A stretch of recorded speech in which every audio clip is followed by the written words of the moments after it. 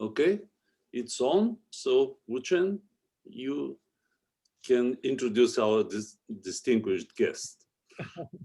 Hello, everyone. Welcome to the class of Spring School, the last seminar. Now, Professor OSHER is a member in the National Academy of Science, National Academy of Engineering, and the member of the American Academy of Arts and Science. He received the Gaussian Prize, which is the highest prize in the applied math. Nowadays his citation is over 150K according to the Google Scholar, which is one of the most cited scientists in the world. So now today we have the honor to invite him to give us a talk about the MeanField games with applications. Okay, time deals. Okay, I would say it's very nice to be here, but I'm home, so I have to say that.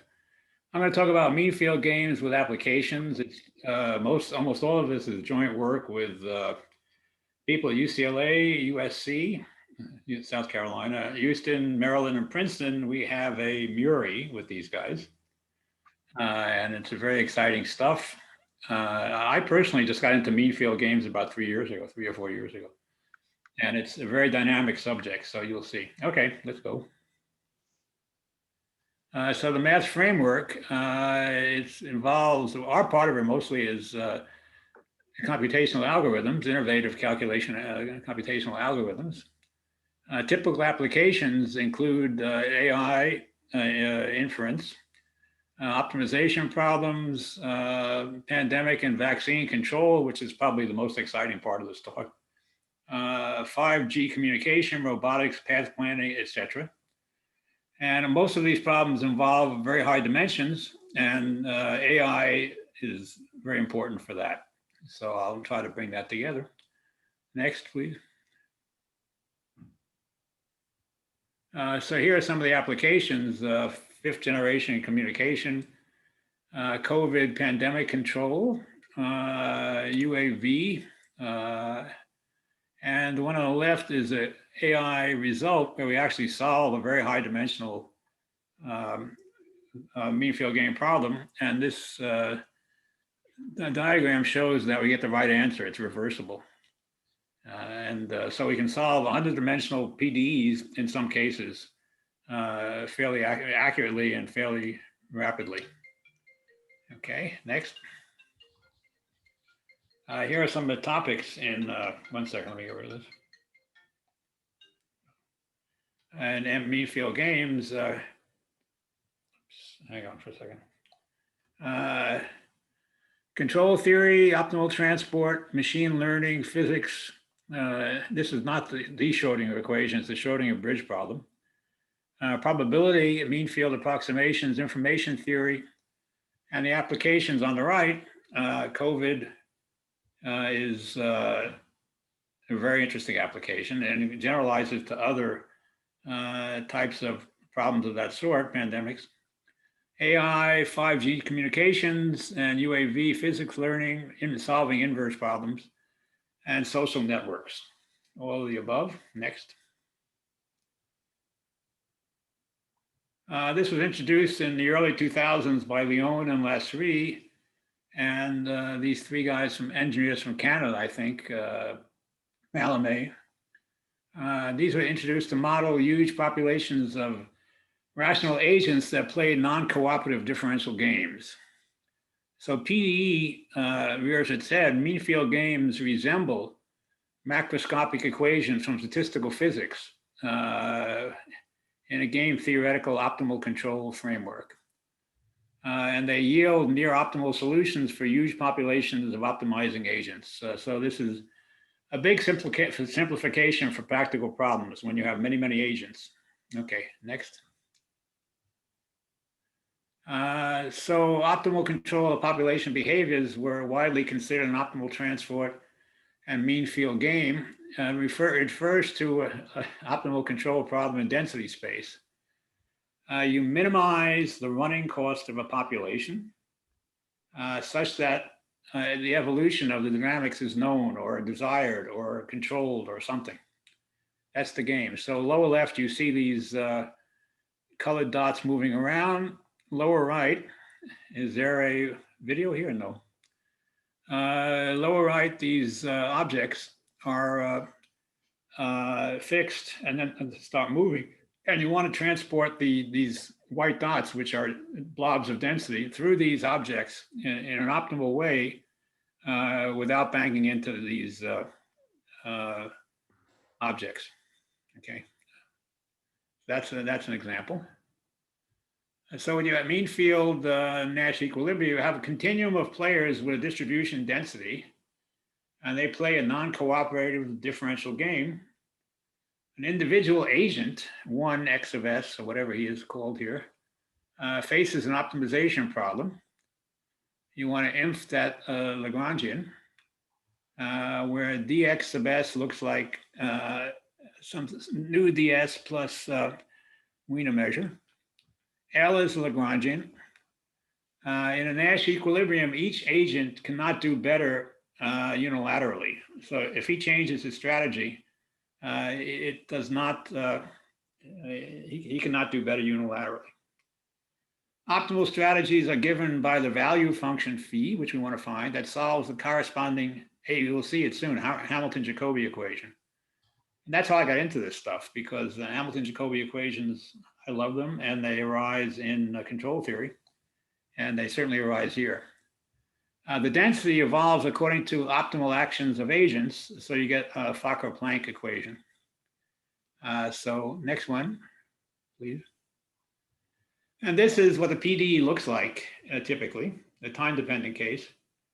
The first equation looks like a Hamilton-Jacobi equation, except the Hamiltonian depends not only on phi, but also on rho, so it's coupled very often, which makes it harder to deal with sometimes. And the density is also coupled to phi, and it's a transport equation, which we put the fusion in, which is not always there, but here it is for both these guys. Laplacian phi, Laplacian rho. Rho is positive, it's a density integral of rho is 1. Rho of x at capital T is known, phi at x is 0 is implicitly defined. H, this is about as technical as I'm going to be, I hope, so try to stick with it. Think about a Hamilton-Jacobi equation coupled to a Fokker-Planck transport equation. The Hamiltonian is periodic in space, that make it easier, and convex in momentum, not always. In fact, I'm going to do some dastardly things when it's not convex. Sigma is a diffusion parameter, and phi 0 is given initial and terminal conditions, and the unknowns are phi and rho. So in a nutshell, that's what we're trying to solve. It's going to be a little more complicated because we will have non-local terms very soon. Okay, next. The MeanField interaction or non-linearity is a dependence of the Hamiltonian Lagrangian on the density. It's the local interaction if they depend on rho locally, like this, or it's non-local interaction if it depends on rho non-locally. And non-local is more reasonable in many cases, and some beautiful ideas about non-local stuff were done by Levon Nerbekian, who may be listening, and you can deal with these functions of integral operators sometimes pretty efficiently. Congestion interaction, if you penalize moving in dense areas.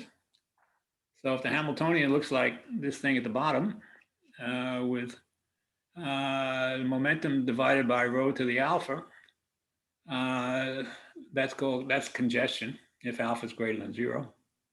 And it means what it says, it just means it's hard to get through. Okay, next. So here's a very simple case of a MeanField game, which has been around way before, in image processing, I would say, before MFGs became popular. This optimal transport, you have, I was told yesterday, Pikachu on the left. And on the right, you have something which is going to transform, which is going to change. And we move this guy over to the horse. Where is it? There you go. So we moved the densities. We transported them according to a desired method algorithm. And the densities, typically in optimal transport, the density rho 0 is equal to the density of rho 1, because very often it's a probability density. But we're going to start out by taking a case which is not like that. This one is not like that.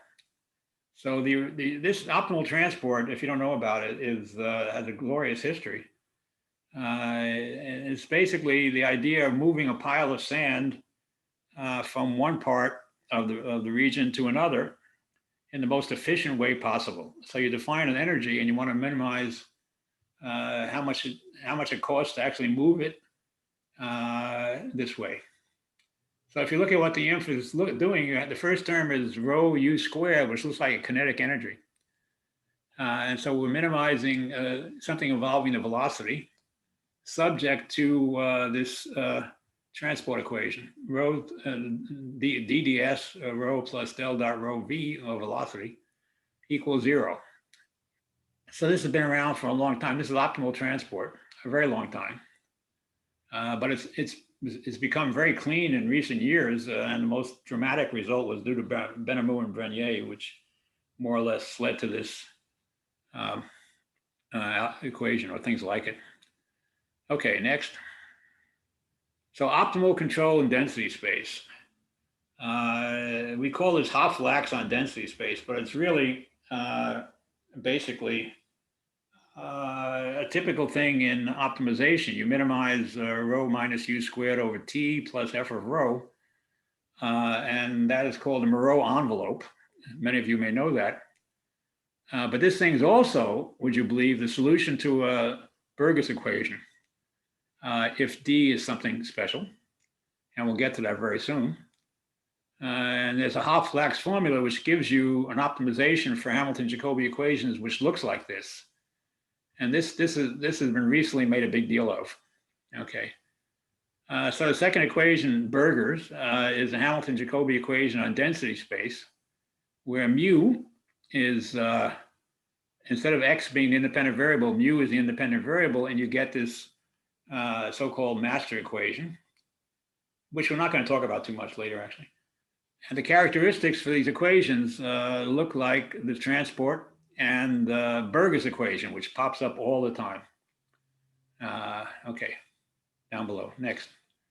I call Burgers equation the Hamilton-Jacobi version of it. Phi t plus grad phi squared over 2 is 0, and in the conservation world, it's more like the gradient of u squared, gradient of the quantity u squared, but they're related. And in this world, it's going to be Hamilton-Jacobi, not shocks. Okay, next. So that's the basic setup a little bit for MeanField games.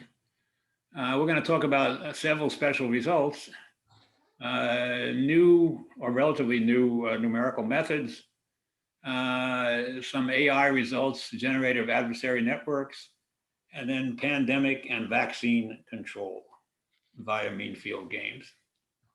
And if I'm going too fast, don't be afraid to stop me. Okay, so far not too technical. Okay, next. And this is very non-technical. This is unnormalized optimal transport. We call it GLOP, G-L-O-P, because those are the initials of the people working on it. All of whom are in line except Michael, I think. Okay, next. So we're going to talk initially about the first thing that, from a personal point of view, the first thing I did in optimal transport or MeanField games was joint with those three guys, and it was solving the following problem. It's an optimal control problem in density space. P is usually 1 or 2, but it can be anything reasonable. And we're minimizing that integrated over space-time quantity of essentially mu vp, and p is going to be 1 or 2 for most of my talk, plus a given function of mu at on the left. Sorry, at t, and another function of mu at t equals 0, and plus a source term, 1 over alpha integral of f to the p. So you want to do optimal control on this, minimize over the velocity, density, and f. such that the constraint down below is satisfied, which is, so keep that constraint in mind. We're always going to use it with or without a right-hand side.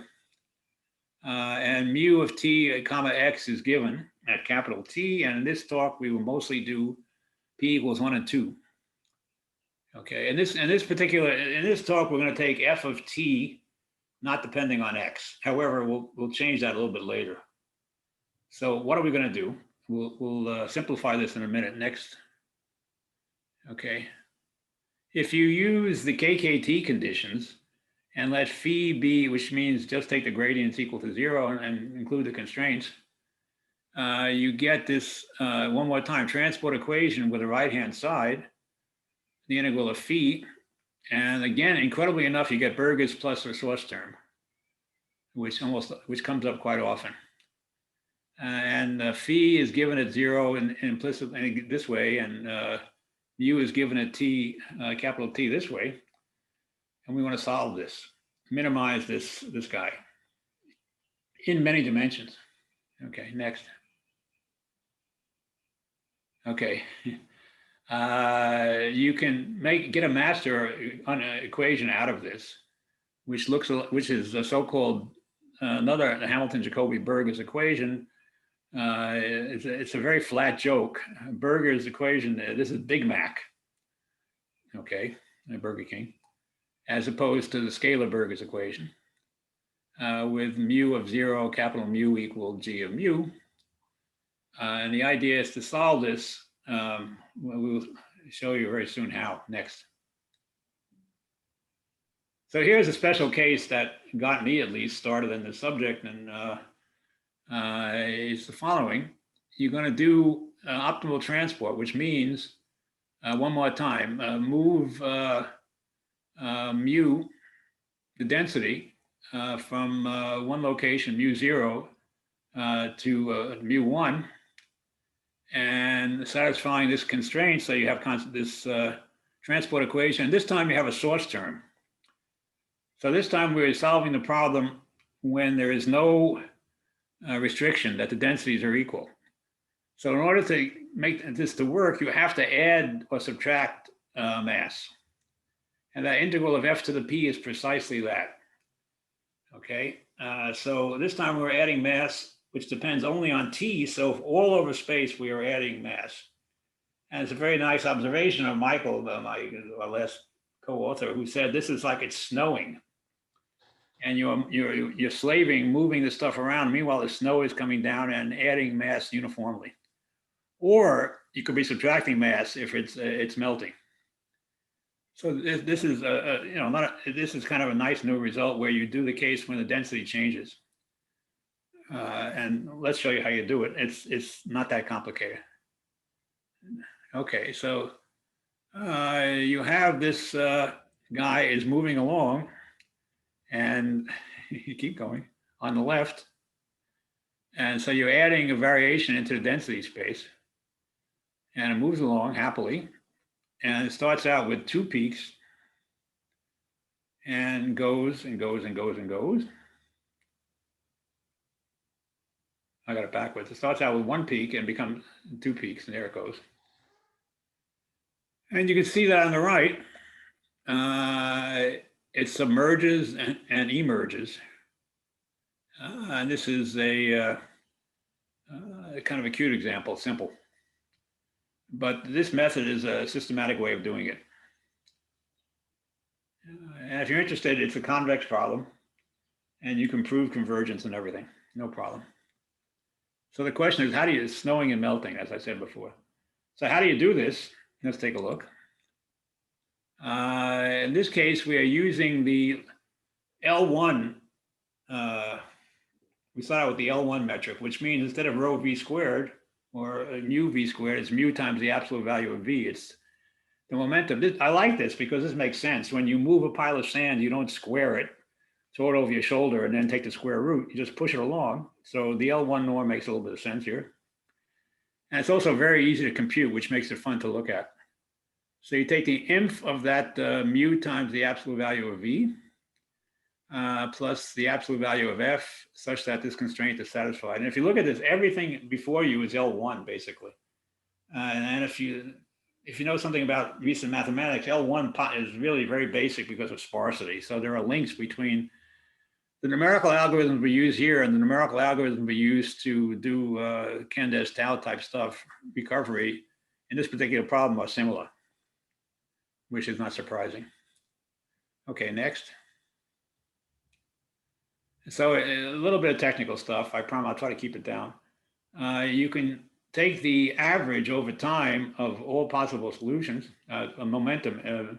The unknown variable becomes not the velocity or mu, but the product, and mu is in the denominator. You get rid of velocity, which is typical of conservation laws. When you do Navier-Stokes equation, you don't conserve velocity, you conserve momentum. And you have it turns out with a little bit of work, you can show that the momentum, that the minimum will occur for the time-independent solution, the average, by Jensen's inequality. So if you work out the details, it becomes pretty simple. Look at the bottom line. mu1 minus mu0 plus the divergence of momentum is equal to that right-hand side. And if the right-hand side were a typical problem where the densities were equal, or the mass was equal, it would be the original problem, simplified. So the result is independent of alpha. That's interesting. It doesn't matter how much you multiply that source term by, it's going to come out to be independent of alpha. Next. And Wuchen really likes this. In one dimension, the L1 Wasserstein metric, I don't know, it's called the Wasserstein metric when we do all this, and it's a controversial name, but okay. You have an explicit solution which looks just like, which is this, which is pretty easy to calculate. This is 1D. 2D is harder, but not much harder. You have to solve some kind of Laplace equation, density equation. And if the total term masses are equal, the additional term disappears. So that's the L1, the W1 minimum. Next. The W2 minimum comes up a lot more in this wicked world because it refers to probability type stuff and information type stuff, which arises in AI and many information science in many places. So you'll see this a lot. It's a little harder to the previous one was L1, so we had to solve some equations which looked like the equations in sparse recovery involving shrink and so on. Here we're going to do L2 stuff, so everything is almost linear because these are quadratic quantities. So here's what the energy looks like. You're minimizing over V, I don't know if I'd say V, mu V actually, and alpha, and F. With this, one more time, transport equation, so you have a source term. And one more time, this is, next. The minimizer satisfies, so the way you handle these problems is by, as I said, KKT. So you find a Lagrange multiplier, which is this function phi. And this function phi has a very, very important life of its own. It's it's going to solve a Hamilton-Jacobi equation. And it makes it easy to solve. I mean, it's the right way to look at it. The equations down below, which came from KKT plus Lagrange multiplier. One more time, a Burgers and phi and transport with the right-hand side. If there were no right-hand side, this would be the original W2 result, okay? And that would be when you have equal masses. Okay, next.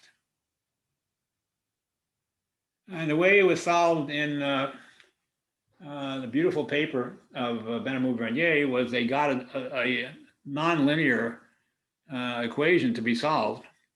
Nonlinear, I would say, elliptic equation. And if you look at the third line, you will see if there were no alpha, that would be a kind of a really cool nonlinear equation to be solved, and it's been studied right there. because we have this blasted alpha, we have an additional right-hand side. And the equation looks like down below, okay? So how do you do it? Well, next. There is a Cantor-Overage problem involving duality. He won the Nobel Prize in economics for this. Where you take, you play with phi, basically. Isn't that fun? All of a sudden, the Lagrange multiplier has a life of its own. And Berger's equation gives you a constraint. And that's due to Cantor-Overage. Next.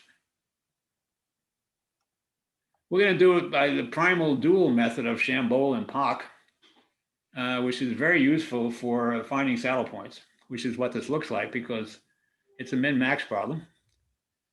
So the primal dual method considers the Lagrangian of unnormalized mean field games like so. In this case, we have added a little extra. We added this f of t squared. We have this constraint down below, which looks like this, one more time, the transport equation. And then we have this quantity up above to be minimized. So you can use the so-called primal dual algorithm, which is very useful for problems that look like this, where you have a inf soup.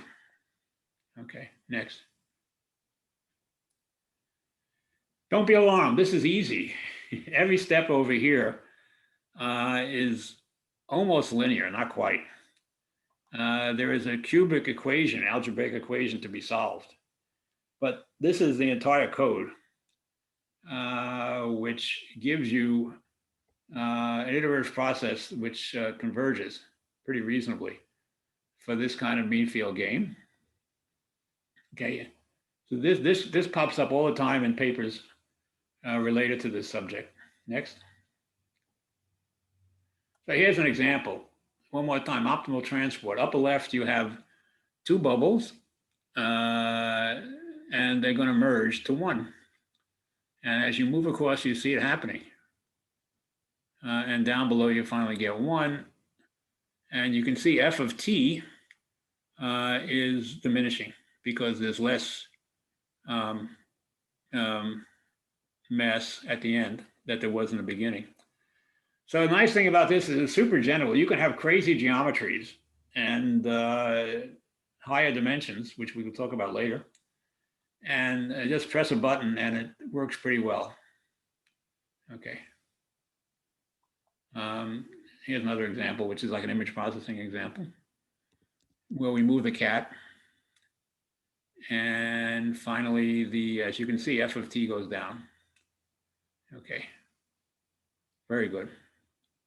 So that's something we did about 2 years ago, and it's comes up, it's very useful in subjects which are not involving probability because the densities aren't equal. Okay, next. There's not, I'll try to skip over this a lot. We have an alternative method which works when f depends on both x and t. And if you care about this, it makes more sense because you would like to add mass and different locations to get an optimal transport, not just snow all over everything. So without killing ourselves, let's look at the first equation. It's exactly the same as we had before, except it's integrated over t and x. Otherwise, everything looks similar. But the beautiful fact that comes up here and why I insisted on putting this in, even though it's technically annoying, is you get this term in the middle over here. This becomes an unconstrained optimization problem. It's no longer, you don't have that transport equation. You basically take the transport equation and invert it, and you get that quantity in the middle over there. And then you minimize over all that where L sub mu is equal to minus it's an elliptic operator, del dot mu grad. It's a little bit annoying if mu is 0, which it could be. But for the problem that we are working with, there's an alpha. And so that makes it a reasonable elliptic operator. So you can invert it and do gradient descent when you believe on this crazy thing. So without it, with just info over rho. So without, mu is right. So I don't want to overkill you with technicalities, but the beautiful fact is when you do gradient descent on this, and you use this L sub mu, next line, the iterations become Berger's equation. That blew me away. There's a simple explanation, which I can't go into now. So gradient descent says you just satisfy the left-hand side. That's not t, that's tau. That's a descent direction. And that becomes the full Berger's equation, and that drives you down to steady state. And there's logic behind all this, which is quite nice. Okay. So that's an alternative method for solving this problem. It's a more complicated problem. It includes time dependence. And we can go down next. And here we go, same kind of thing. And this time we're adding mass in the middle of the flow. And we go from one to another. Okay. So this is fun stuff. It allows you to take very different areas and put them next to each other. People ask me what happens if they're on top of each other. I mean, and the motion, if these two guys were superimposed, something interesting would happen. It's like saying if I was standing next to LeBron James, who's 2 feet taller than I am, the mass would be added in an interesting way, and to make it optimal. Okay, next. Oh, here's another example. Optimal transport in 2D, where the same kind of thing happens. You move the two guys on the right down to the one guy on the upper left, sorry, down to the lower right, and similarly. Okay, for f of tx. Okay, next. Now getting into the real stuff, which is neural networks. And this is, to my mind, a really important paper. The first author is Alex Tong Lin. He's a smart kid, and he was more leading the charge on this, I would say. Alternating the population and agent control of neural networks. Here we go. Next. So one more time, a MeanField game seeks to model the behavior of a very large number of small interacting agents that each seek to optimize their own value function. So we have these sheep down here, and each sheep moves in its own way, but the goal is to optimize the motion of the density of these guys. Okay. So next. So for some MeanField games, the take solution can be found by minimizing an energy. You take a single agent row, you take the value function for a single agent and multiply it by the density, and you get an integral that looks like this, where the optimization has, one more time, the constraint of rho sub t plus del dot rho v equals 0. And this time we're going to add a stochastic term, which turns out to be viscosity, nu times Laplacian of rho. And you want to minimize this guy, and you want to do this in very high dimensions. Okay. Next. So you can put the constraints into the objective, integrate by parts, and minimize this sampling problem, basically, which turns out to be tractable. So the idea is to turn rho and phi into neural networks and train it into GANs, generative adversarial networks. Let me stop here and talk about this stuff a little bit. You may have seen results in this area where you have a picture of people, of celebrities or people who look like celebrities, and then you do something like this, and you will wind up with a new set of pictures which are different, but have things in common with the original. And that's a beautiful way of getting rid of actors. You can invent interesting looking people by doing something like this. So I'll tell you what that means in a minute. So, okay, next, here we go. So GAN loss functions, you minimize the expected value of the real minus the expected value of the thing you're going to copy. Do min-max on that. So you do this and you have a discriminator and a generator. The generator produces samples, which are density. And the discriminator evaluates the quality of the samples, which is the value function phi. And you get fake images. Real images become discriminator. You use a discriminator. You get a generator, and you do this optimization, and you get fake images, and you get predicted labels. So that's really cool. It has lots of applications besides manufacturing movie stars. And we're going to use it here. Okay. Next. So it turns out to be a min-max problem, as I just said. And it looks a lot like what we have done before. One more time, you get something like a transport equation, although it's multiplied by density. And you have initial data. And you min over phi and max over rho. So you can write this as an expectation. And this is the problem we're going to solve down below. Okay. Very good. Next.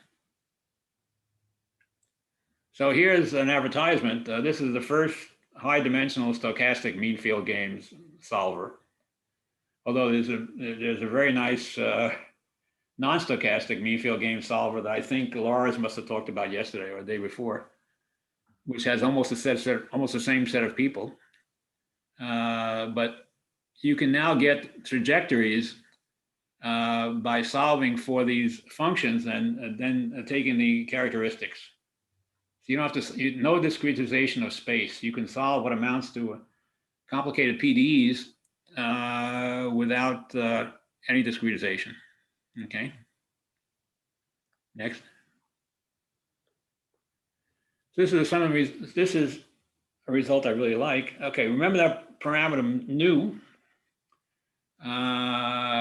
which we had before. It's nu mean in this case the Hamiltonian we're taking is L1.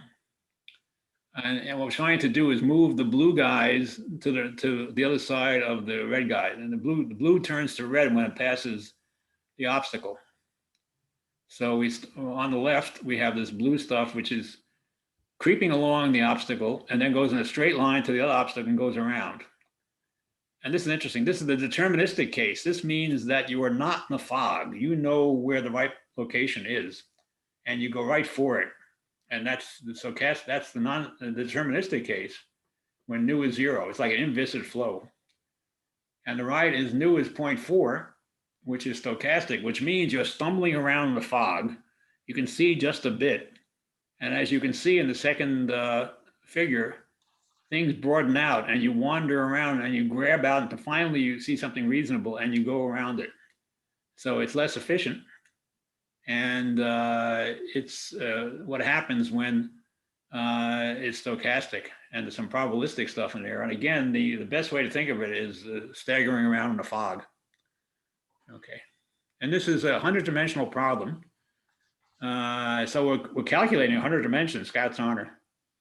But the obstacle is only in the first 2 dimensions. It's cylindrical, but we're not solving it as a cylinder, and we're doing the whole caboodle. Okay. Next. Same thing. We have a congestion problem. And again, nu equals 0 is on the left. The congestion looks like that thing over there, quadratic in density. And then non-local, of course. And the blue guys on the left, that's the inviscid case. So they can more or less see where they're going, and they turn into a little funnel and squeeze through. Whereas on the right, there is a fog or, I don't know, bad visibility, and you feel your way across and you come out that way. And the bigger the viscosity, the more blurry that boundary. Okay, stochasticity. Very good. Okay, next. Okay, that's the end of that.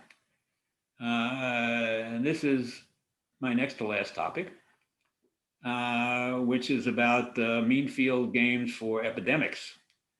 And here are the people involved: Wuchen Li, Siting Liu, Hamadou, Wuchen, and me. And here, up until this one, everything I did was more or less rigorous. I mean, it's almost provable. This time, we're going to have a model which is not convex and doesn't even have a maximum principle or anything at all. But by tailoring things to what we think is reasonable physically, we get pretty good results.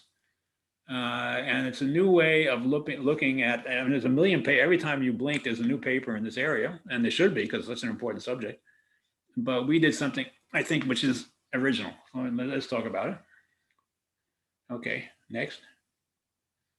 So now rethink your life and think about what's going on right now outside. So we're looking at classic epidemic models, and the classic epidemic model is due to a 100-year-old idea of Kermack and McKendrick, which is the SIR model. You have Asian people who are susceptible, that's S, people who are infective, and people who have recovered. And the idea is to what happens dynamically as time progresses in this situation. And there's a model which was invented by these guys, a relatively simple ODE model, which is pretty good actually. It's the SDT, which is susceptible, is proportional to product of susceptible and infected with a minus beta involved. The IDT, which is the infected, is this nonlinear product with a different sign, the product of susceptible and infected. And then you subtract off a constant times the infected. And finally, the recovered is, the RDT is gamma times the infected. These are functions of time only. There's no space. They represent the density of the susceptible populations, or recovered or infected. The non-negative constants, which have to be computed, represent the rates of susceptibility becoming infected and infected becoming recovered, and etc. Next. So now this is supposedly the new idea. We put space in all this. So if you are living in one part of the region and there's not much going on, you would like to stay there because you're not likely to get infected. But if you're going to get infected, you would move. So we're going to put velocity in all here, in all this. Okay, so there's a spatial SIR model, and it's going to involve moving populations. So one more time, the rho dt plus beta times rho plus a nonlinear symmetric positive kernel.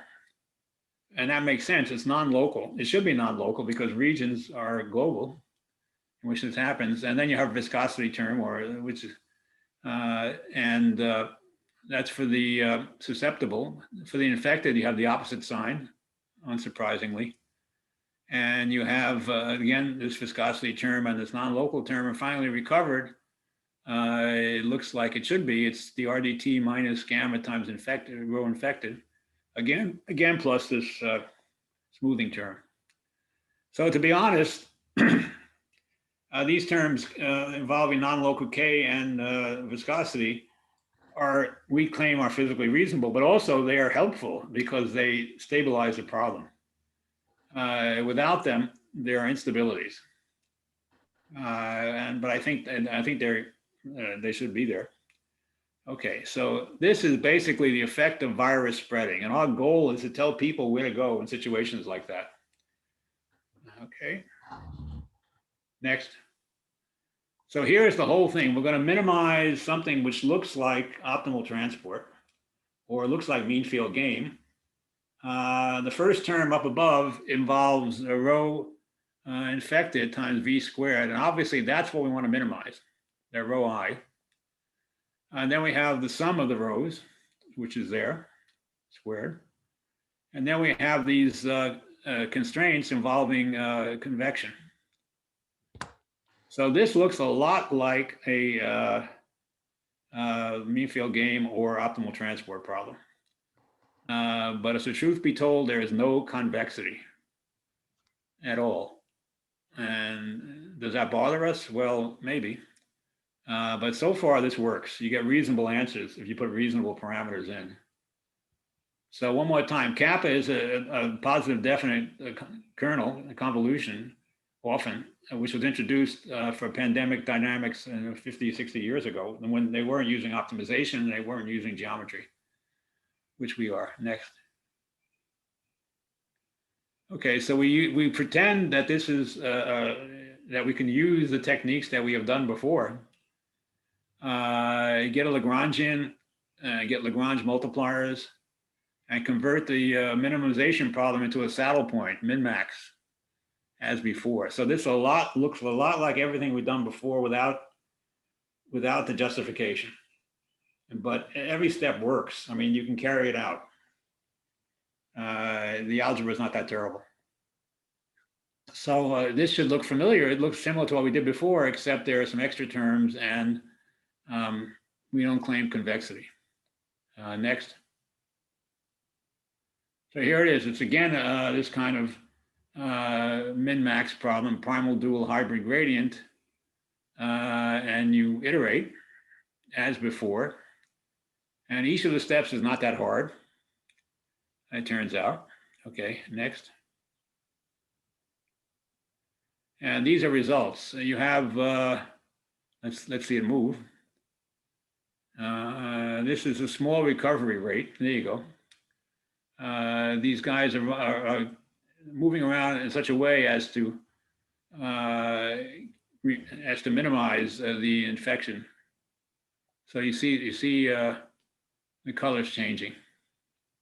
Okay. And for those parameters, here is a small recovery rate, and is there another one? Large recovery rate. Okay, there you go. People get out of there. And on the right, you can see recovery, and infected goes down. So these, of course, depend on parameters, and we've chosen them to illustrate 3 different situations. And you can do much more complicated geometry. And the beautiful fact about all this stuff is we're just printing out graph, level curves of things. It's easy to compute, it's easy to visualize. Okay. And here's another one where a small recovery rate, and you get this guy on the left susceptible. Okay. Very good. Next, I just did an hour. It's perfect. Okay. Aha. This is hot off the presses. The first time that this slide has appeared on the internet, I guess. This time we're doing vaccine MeanField games. So the idea is to move vaccine in the most efficient way to do what we did before, to minimize the rate of infection, but also to get it to the right places. And again, people who are in bad places will move, like these people who jumped the queue and flew down to a state like Florida, where they can just won't go to the top of the line, which I don't think is a good idea. But anyway, this tells you where to move the vaccine. So this looks like an industrial engineering problem to some degree. Vaccine, I'm not going to go through every detail. V is the vaccine. Where is it over there? There it is. And the amount of vaccine that's being produced is bounded down below. We have this upper bound on F is a factory. And it's interesting because it's realistic. You produce this stuff and then you deliver it. So there's 2 steps in this. So this is not just a continuous set of differential equations, but you flip down below and move. That's right, there's the theta and everything. And add and delay, stop producing when you get to the end and just ship it out. So you produce and ship. So you get an interesting, the set of equations doesn't look too different from what we did before. It's more complicated because we have more variables. And but it also has this kind of industrial engineering, which tells you how to produce and ship. Next. And here's some beautiful pictures, which were just done by Wuchen Li. Here we go. You can see, for example, let's look at the right, which I like. It goes out like that. You would think the guy in the middle would want to go maybe, but it's more efficient to move the guys on top and bottom. That's moving the vaccine. So you have everything going on here. You have susceptible and becoming infected, recovered, and meanwhile the vaccine is in motion. Same thing without obstacles, I guess. Next one, maybe, no, with obstacles, sorry. Okay, let's see what it looks like, go. So the same kind of thing is happening, susceptible and is becoming infected and then recovered, and meanwhile the vaccine is getting out in this interesting way. And it's fun because you might not guess it that the guy in the middle should come out in this diagonal fashion, but that's what the equations tell you. So this is hot off the presses, never been shown before.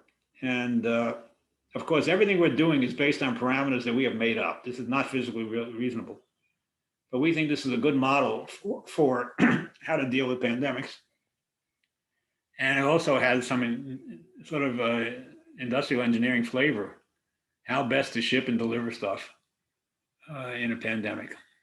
And I think that's the end. Is this the end?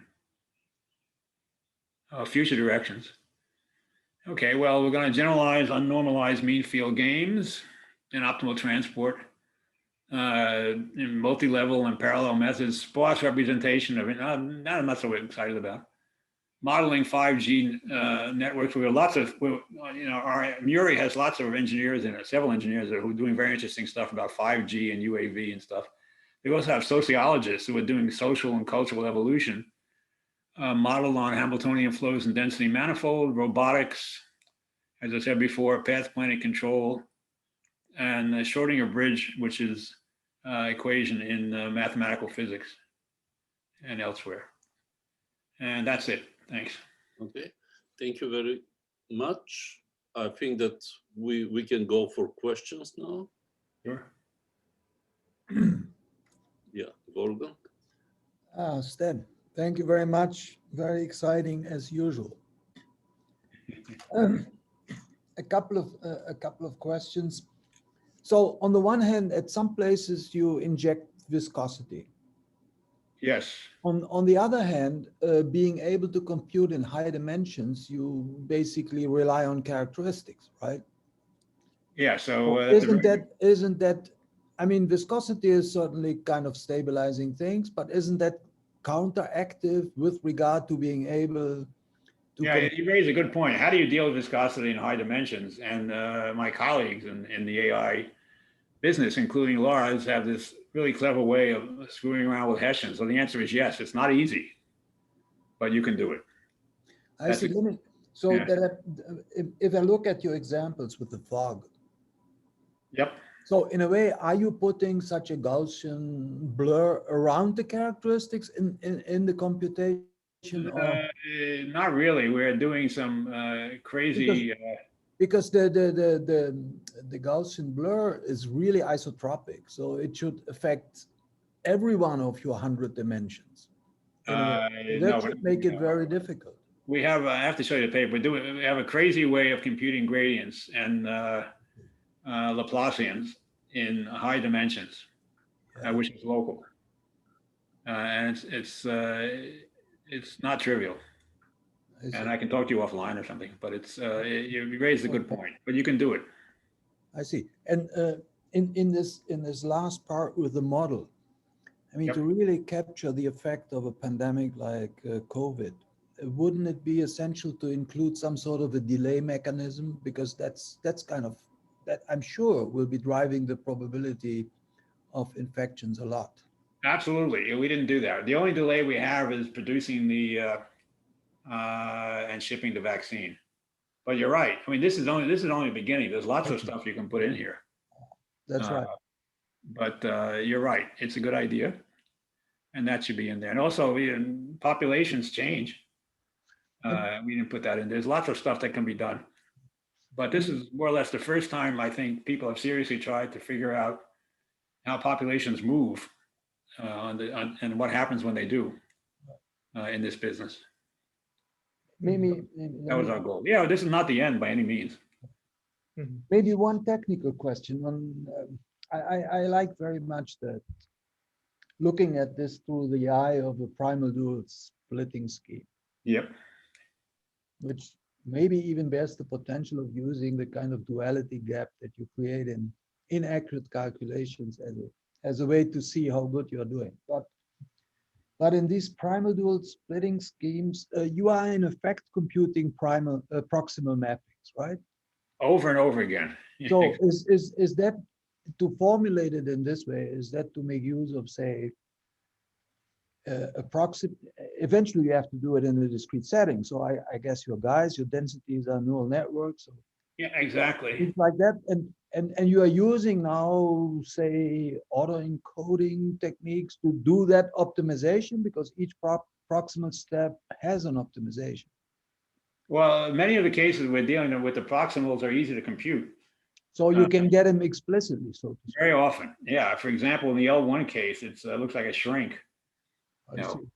And for the L2 case, I mean, these proximals are usually come up when you're solving something which is either quadratic or L1-ish or something, and they are computable. It was a bit fast for me. In the L1, say the Wasserstein 1 case, your dual formulation is you have to soup over Lipschitz functions. Yeah, but the quantity we're optimizing is pretty simple. Yeah. Okay. Yeah. Very good. Okay. One more. That was because you lost me with this Burger's. Your intuition, I think, is important to deal with this what you call a Burger's equation. But it is really different because you have a quadratic term involving the norm of a gradient. That's fine. Yep. Let's see. It's an inner product. Yeah, maybe it is. Okay. I was confused for a second. I think I agree. Well, yeah, some people are annoyed if I say Burger's equation because that's usually for the computation law. I was just looking for the right intuition. Okay. Thank you. Okay, nice. Yeah. Okay. Some other questions?